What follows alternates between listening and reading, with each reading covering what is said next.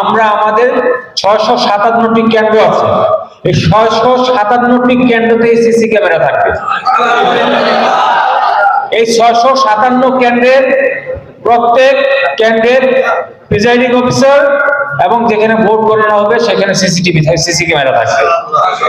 তো আমরা আমাদের প্রশাসনের তরফ থেকে প্রস্তুতি নিয়েছি এবং আমরা চাই আগামী 12 তারিখে একটি সুষ্ঠু, সুন্দর, গ্রহণযোগ্য এবং উৎসবমুখর পরিবেশে এই নির্বাচনটা অনুষ্ঠিত হবে।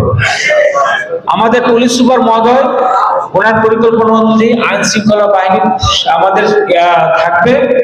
ইন এডিশন এর বাইরে আমাদের প্রত্যেকটি উপজেলা আপনারা দেখেছি যে ইতিমধ্যে সেনাবাহিনীর ক্যাম্প স্থাপিত হয়েছে। প্রত্যেকটি উপজেলায় সেনাবাহিনী আছে। আমাদের বিজিবি আগামী 30 তারিখে সম্ভবত তারা কাজ শুরু করে দিবেন এবং নির্বাচনের পরবর্তী সময় পর্যন্ত তারা থাকবেন। আমাদের প্রচুর পরিমাণে বিজিবি সদস্যরা কাজ করবেন। র্যাব আছে, আমাদের আনসার বিজিবি যারা আছে তারা আছেন। এর বাইরে যত রকম আইন শৃঙ্খলা বাহিনী এবং ইভেন আমাদের ইন্টেলিজেন্স আমরা প্রতিনিয়ত মিটিং করছি এবং সেই ক্ষেত্রে কোনো থ্রেট আমাদের কাছে যদি পরিলক্ষিত হয় তার বিষয়ে কিন্তু আমরা ব্যবস্থা গ্রহণ করছি। আপনারা আশাবাদী থাকতে পারেন আগামী 12 তারিখে যে নির্বাচন হবে সেই নির্বাচনটি অত্যন্ত সুষ্ঠু, সুন্দর, গ্রহণযোগ্য এবং মানুষ তাদের ভোটাধিকার প্রয়োগ করতে পারবে।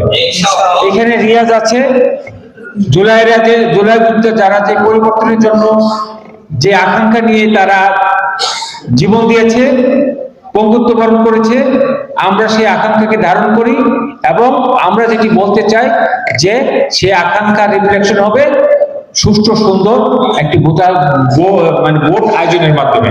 সেখানে হয়তো জনগণ, সাধারণ ভোটাররা যাকে ভোট দিবে তারা নির্বাচিত হয়ে আসবে। কিন্তু নির্বাচন অনুষ্ঠানের ক্ষেত্রে আমরা সম্পূর্ণ নিরপেক্ষভাবে এবং প্রত্যেকে সেখানে যাতে সুন্দরভাবে ভোট দিতে পারে সেই ব্যবস্থাটা আমরা করে দিব। আশা করি যে আগামী 12 তারিখ হবে আমাদের জাতীয় ইতিহাসে একটি উৎসবের দিন এবং সেই উৎসবটা আমরা সকলে মিলে উদযাপন করব সে প্রত্যাশা ব্যক্ত করে। এবং আপনারা যারা আছেন আপনারা বিভিন্ন জায়গা থেকে আমাদের মূল যে জায়গাটা সেখানে আপনারা নেতৃত্ব দেন, প্রতিনিধিত্ব করেন, ধন্য। আমরা যেন কখনোই যেটা আমি বলবো এই সুযোগে যে আমাদের মধ্য থেকে যেন কেউ আপনারা এই জায়গাটা রেস্ট্রিক্ট করবেন যেন ধর্মীয় কেউ অপব্যাখ্যা দিয়ে পরিবেশ পরিস্থিতি ঘোলাটে করতে না পারে। এদিকে আপনারা এটা নজর রাখবেন।